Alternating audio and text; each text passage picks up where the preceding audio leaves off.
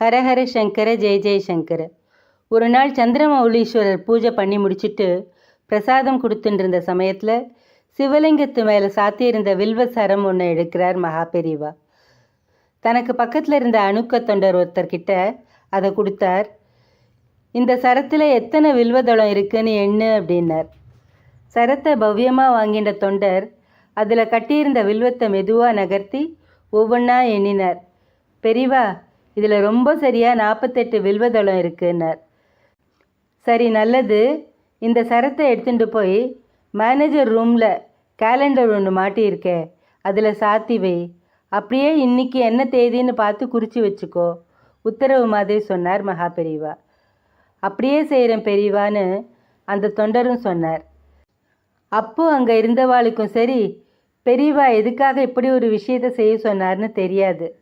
ஆனால் மகாபெரிவா அப்படி சொன்ன அதே சமயத்தில் காஞ்சிபுரத்தில் இருந்து கிட்டத்தட்ட 2000 மைலுக்கு அப்பால் இருக்கிற டெல்லியில் ஒரு சம்பவம் நடந்தது.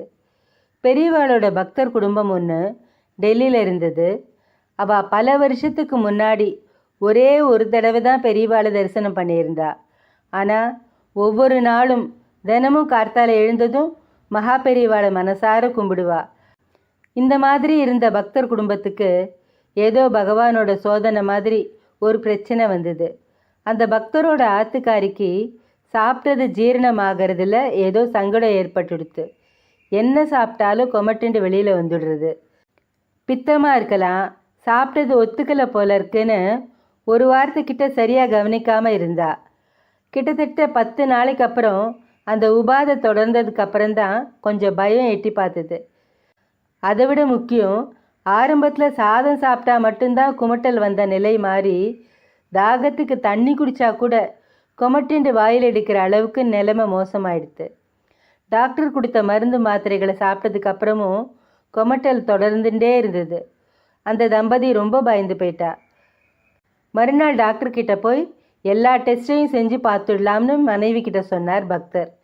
அந்த பெண்மணிக்கு அதுக்கப்புறம் தூக்கமே வரல.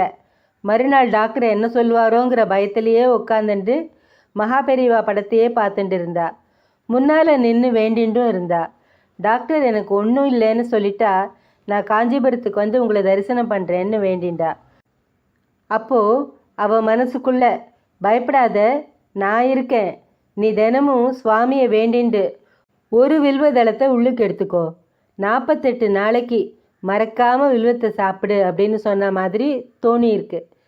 கணவரோட டாக்டர்கிட்ட போனவாளுக்கு எல்லா டெஸ்ட்டும் பண்ணிவிட்டு பெருசாக பிரச்சனை எதுவும் இருக்கிற மாதிரி தெரியல, இன்னும் கொஞ்ச நாள் ஆகட்டும், வேறு ஏதாவது சிம்டம் தெரிஞ்சால் அப்புறம் வேறு டெஸ்ட் எடுத்து பார்த்துக்கலாம்னு சொல்லி சத்து மாத்திரைகளை மட்டும் எழுதி கொடுத்து அனுப்பினார். அப்போவே மகாபெரிவா தன்னை காப்பாற்றிடுவாருங்கிற நம்பிக்கை முழுசாக வந்துடுத்து அந்த பெண்மணிக்கு. மறுநாள் கார்த்தாலேருந்து தூங்கி எழுந்து ஸ்நானம் பண்ணினதும் முதல் வேலையாக வில்வதளம் ஒன்று பெரியவா படத்து முன்னால் வச்சுட்டு எடுத்து சாப்பிட ஆரம்பித்தா. ஒரு வாரம், ஒரு மாதம், 40 நாள் வேகமாக நகர்ந்தது. எனக்கா இருந்தது குமட்டலும் கோளாறும்னு கேட்குற மாதிரி அந்த பெண்மணி பரிபூர்ணமாக குணமடைஞ்சு முன்னால் இருந்ததை விட தெம்பாவும் உற்சாகமாகவும் ஆயிட்டா. ஆச்சு, 48 நாளைக்கு இன்னும் 2 நாள் தான் பாக்கி. அந்த சமயத்தில் அவளோட சொந்தக்காரர் சிலர் விடிகாலம்புறவே வந்திருந்தா. உறவுக்காரெல்லாம் சந்தோஷமாக பழைய விஷயங்களெல்லாம் பேசின்னு இருந்தா. அந்த சுவாரஸ்யத்தில் அன்னைக்கு எடுத்துக்க வேண்டிய வில்வ இலையை அந்த பெண்மணி எடுத்துக்கலை.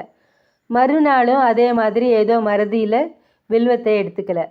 3ஆவது நாள், அதாவது வில்வம் எடுத்துக்க ஆரம்பித்த தினத்திலேருந்து 49ஆவது நாள் கார்த்தால எழுந்து காப்பி போட்டு குடித்த அந்த பெண்மணிக்கு பழையபடி குமட்டல் வர ஆரம்பிச்சிடுது. 12 டாக்டர்கிட்ட கூட்டின்னு போனார் பக்தர்.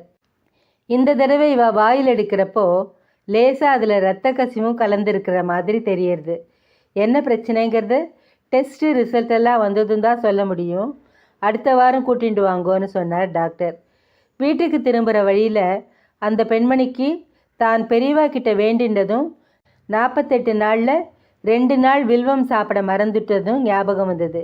விஷயத்தை கணவர்கிட்ட சொன்னால், எனக்கு என்னமோ மகாபெரிவா என்னை கைவிட மாட்டார்னு தோன்றது, நாம் ஒரு தடவை காஞ்சிபுரத்துக்கு போய் மகாபெரிவாளை தரிசனம் பண்ணிட்டு வரலாமான்னு கேட்டா. அன்னைக்கு ராத்திரியே புறப்பட்டு 2 நாளைக்கு அப்புறம் சென்னைக்கு வந்து அங்கேருந்து காஞ்சிபுரம் ஸ்ரீமடத்துக்கு போனா. மகாபெரிவாளை தரிசனம் பண்ண காத்துட்டு இருந்த வரிசையில் நின்னா. அவள் முறை வந்ததும் மகான் முன்னால் போய் நிற்கிறா. அவளை ஏற இறங்க பார்த்த மகாபெரிவா, என்ன மறுபடியும் குமட்டல் ஆரம்பிச்சுடுத்தா? பயப்படாத, உனக்காக ஒரு பிரசாதம் வச்சிருக்கேன்னு சொன்னார். பக்கத்தில் இருந்த அணுக்க தொண்டரை கூப்பிட்டார். அன்னைக்கு ஒரு நாள் வில்வசரம் ஒன்றை கொடுத்து கேலண்டரில் மாட்டி வைக்க சொன்னேனே, ஞாபகம் இருக்கா? அதை போய் எடுத்துட்டு வான்னார். அப்படியே வில்வசரத்தை எடுக்க போன தொண்டருக்கு அதிர்ச்சி தான் காத்துட்டு இருந்தது. அன்னைக்கு 48 வில்வதளம் இருந்த சரத்தில் இன்னைக்கு 2 தான் மிச்சம் இருக்குது. மீதியெல்லாம் கட்டின நார் தான் இருந்தது. தயக்கத்தோடு அவர் அதை எடுத்துட்டு வந்து மகா பெரியவா கிட்ட தந்தார். இது மட்டும்தான் மீதியோ அப்படின்னு கேட்ட மகான் அந்த 2 வில்வதளத்தையும் தனியாக எடுத்து அந்த பெண்மணி கிட்ட கொடுத்தார். உனக்காக எடுத்து வச்சதில் இதுதான் மீதி இருக்குது, இதை எடுத்துக்கோ, சரியாயிடும்னார். பயபக்தியோடு அதை வாங்கிட்ட பெண்மணி அந்த வில்வத்தை கண்ணில் ஒத்திண்டா. மகா பெரியவாளை தம்பதி சமேதரா நமஸ்காரம் பண்ணினா. ஆசீர்வாதம் வாங்கிட்டு புறப்பட்டா. பக்தை தன்னை வேண்டின்ற சமயத்தில் சரியாக 48 வில்வதளம் எடுத்து வச்சது. அவள் வந்த சமயத்தில் மறந்து தவற விட்ட 2 தளம் மட்டும் அதில் மிச்சம் இருந்தது. இப்படியெல்லாம் திருவிளையாடல் பண்ணின மகானோட அனுகிரகத்தில் அந்த பெண்மணி பூரண குணமடைஞ்சிட்டாங்கிறத சொல்லணும்னு அவசியமே இல்லையே. எல்லாத்தையும் ஒவ்வொரு க்ஷணமும் பக்கத்துலேயே இருந்து பார்த்துட்டு இருக்கிற மகா பெரியவாளோட பாதார விந்தங்களை வணங்கி வழிபடுவோம். ஹரஹர சங்கர, ஜெய் ஜெய் சங்கர. காஞ்சி சங்கர காமகோட்